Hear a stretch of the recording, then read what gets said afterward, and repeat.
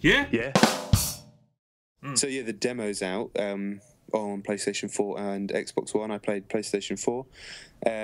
It's just Alexander Gustafsson, big tall Swedish guy, against Jon Jones, who's the current light heavyweight champion in the demo. And yeah, it's a 3-round fight. You can rematch it as much as you want. Good demo. My initial thoughts when I first played it was, looks nice. Obviously, looks very, very nice.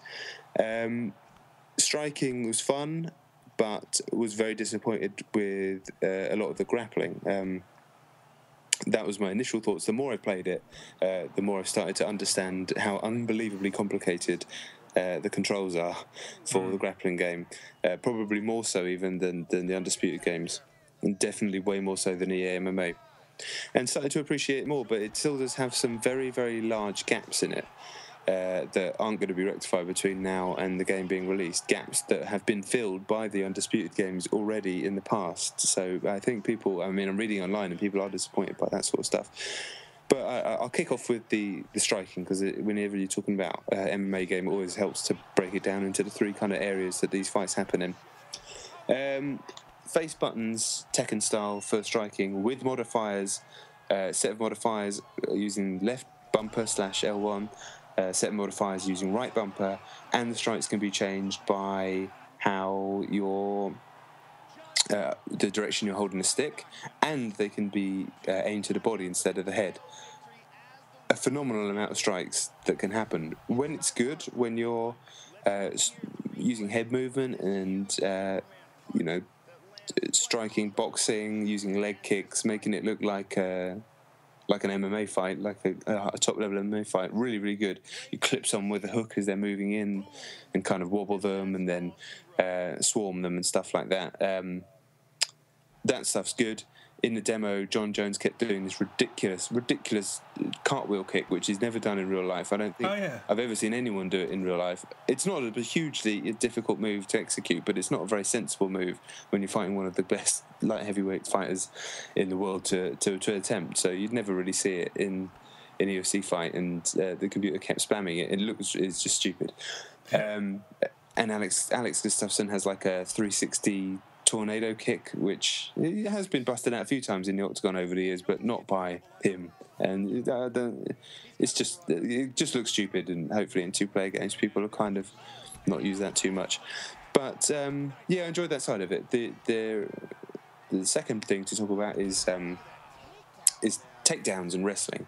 So in these games, typically they've not managed to capture how wrestling actually works. So in these games, typically one guy will shoot a takedown, which, if you don't follow the sport, just kind of means ducking down and going for the guy's legs. Rugby tackle. Think rugby tackle if you don't follow the sport at its basics. In all of these games, that either works or the other guy defends it and it doesn't work, and that's still unfortunately the case here. Whereas in real wrestling, when you shoot on someone's legs, it turns into a really organic battle. That sounded weird, but I'm used to saying that. Just like normal parlance to me. It turns into a battle, so one guy might drive the other guy all the way back across the ring into the fence while the other guy is trying to defend. Things can go back and forth. You might drop the guy to his butt, but he can scramble back up. That stuff started to make its way into Undisputed 3 and was all the better for it, and is completely absent here, which is really quite disappointing. Also, when you clinch up on the feet, a big part of MMA is driving someone into the fence when you're clinching up, because they can't move anywhere. You can bully them against the fence. Huge part of the sport. You can do that in this game, but in the middle of the cage, you can't really move the guys around, which is just daft. So that stuff's disappointing, and it just feels like they probably didn't have time to implement that stuff as well as they should do. And then on the ground, the jiu-jitsu stuff's okay. It's very, very complicated. Some of it, it's difficult because I'm looking at it through the eyes of someone who does this for hours and hours every week, whereas most people aren't going to be looking at it through those eyes. So I can't be too critical of, I'm looking at a way he's moving his arm for an underhook under the other guy's arm, and I'm like, in my mind, I'm like, well, that doesn't look right. But to be fair, that's not really something that most people are going to notice. I'm sure there are real boxers and Thai boxers who look at the stand-up game and get pissed off with that. So can't get too fussy about that.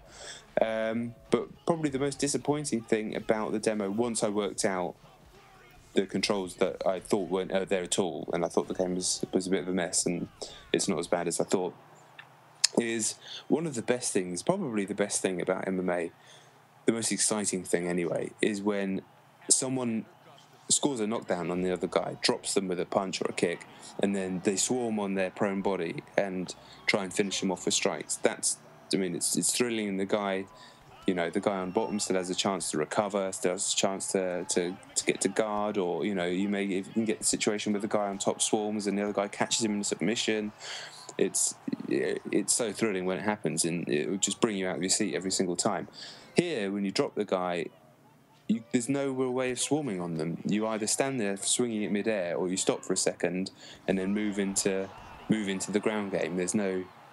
In MMA, there was a specific mode where it activated and one guy just swarmed, bang, bang, bang, bang, bang, and the other guy's just desperately trying to recover. It was simplified, but it looked great.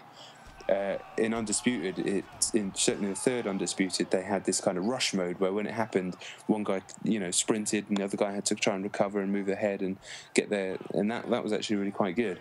Here it just feels real. It's like the first Undisputed game, but that's really disappointing for me. I like the game a lot. I think it's good. I think it's capable of throwing out some great moments. I'm very excited to play with the rest of the characters and test out the other modes and test out the online stuff. And the proof will be when I'm playing a series of 2-player games against real-life competition. But for now, I can't help but feel a bit disappointed by it. How does it compare to when you played it a few months ago? When I played it a few months ago, it was a mess. Right. The clinching wasn't even in the game, which says to me that's gone in late, which is why it's so basic. And the response times to the striking was like you press the button and then it would happen 3/4 of a second later. So it was very difficult to get any gauge of how the game was going to play because it was so laggy and the frame rate was so bad. And I was getting the impression from speaking to the guys who are behind the game of how push for time they've been on this game. They were saying they've only had 18 months to make it. That must have been said in casual, friendly conversation with smiles on faces 20 times in the time that I was there. So I was really getting the vibe that they've tried everything they can. I'm not really blaming the team, and I still think it's going to be a good game and it's going to be a lot of fun, and I will be playing a lot of it, and I've had some cracking matches on it. I really have. But I think it does in many ways feel a step back from games that have been around for a few years, and I can't help but feel disappointed by that, but I'm still excited for it. And I think if you're just looking for a game that looks amazing and you want to have some great scraps on it and you're not an MMA nerd, you'll probably enjoy it more because you won't be picking holes in it in the same way that someone who's obsessed with the sport will be.